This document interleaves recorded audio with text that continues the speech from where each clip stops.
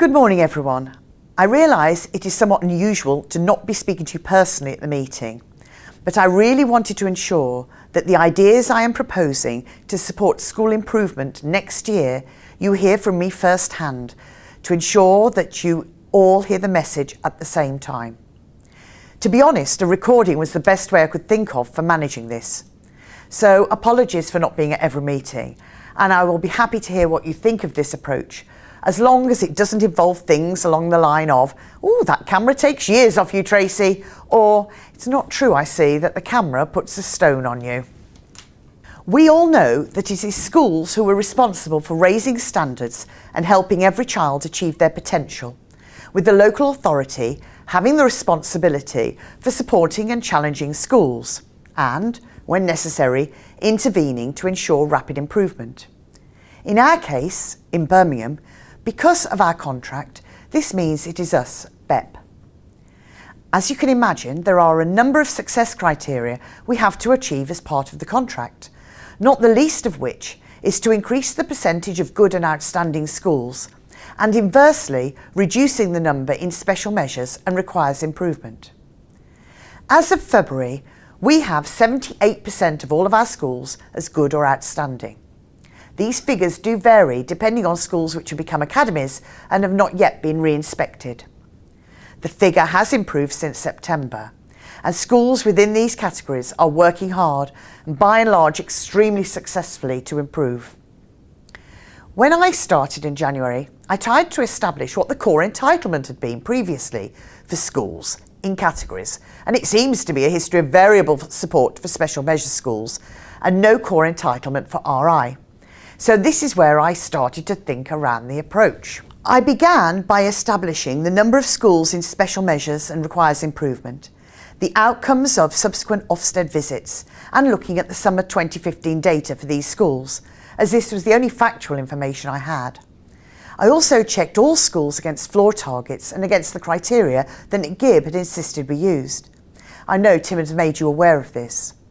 It became apparent as I looked at data there were some schools who, while not in an official Ofsted category, were vulnerable by data and expecting an imminent inspection, which indicated to me that we needed potentially to design support packages which could be accessed by these vulnerable schools, as it seems morally reprehensible to wait for a school to go into a category before offering or providing support. Thus, I counted schools with vulnerable data into the equation as I needed to see the size of the problem. However, as head teachers, we all know data only tells one side of the story, so it seems sensible to come into your schools to see what you thought. District leads tried to ensure that all schools were visited, but the vulnerable data ones with imminent Ofsteds got the earlier visits, as well as our schools already in categories. It became clear that some schools, despite being RI or special measures, were flying along and making rapid progress, while some schools who are currently good or outstanding were, for very good reason, asking for support, and all different combinations between. It became clear that the key indicator for whether a school is truly vulnerable is around effective, stable leadership. From what you tell us when we visit, regardless of previous Ofsted or data outcome, it is the capacity of you and your leadership teams to drive school improvement that makes a school vulnerable or secure.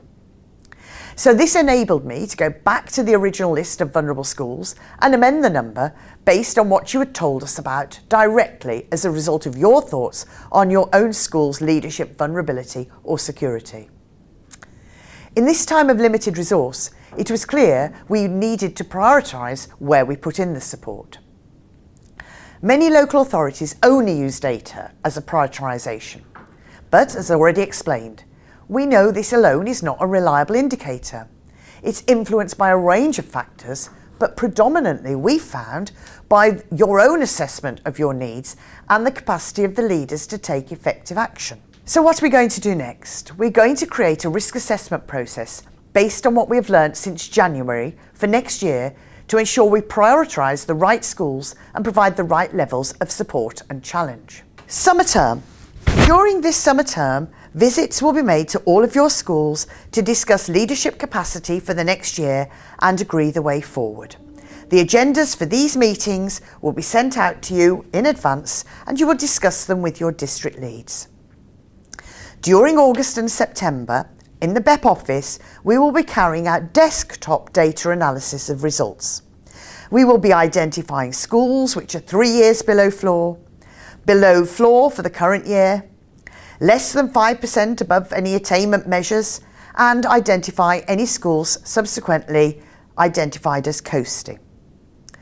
During the first half of the autumn term, any schools that are identified as vulnerable from data, district leads will call to check on the validation of the data, to see whether any of you have sent papers back for remarks and actually what you think your final percentage outcomes have been. Once we've agreed the valid data, schools will be risk assessed against their leadership capacity. This will already have been agreed by you during the summer term, and then we will agree together whether you are a priority school for support. Then the core package of activities will be available for you to select from or have as your entitlement, which we will then put into action. Clearly, this process will be amended throughout the year following inspections or changes to leadership capacity. I've set about creating a BEP support and challenge menu comprised of ultra and light activities. The ultra will become the core entitlement for any school going into special measures as of this summer, and the light entitlement will be the core entitlement for any RI school.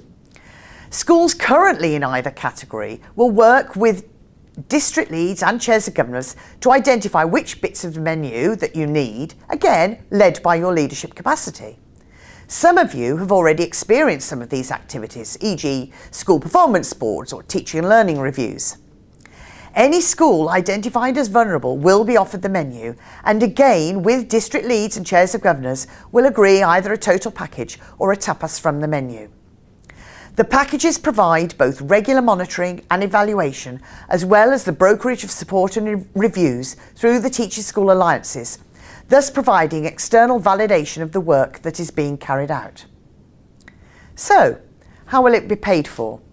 This year, 2016-17, if the numbers of vulnerable schools remain fairly similar to this test year, we should have enough funding through our contract to provide the menu to all schools who are a priority.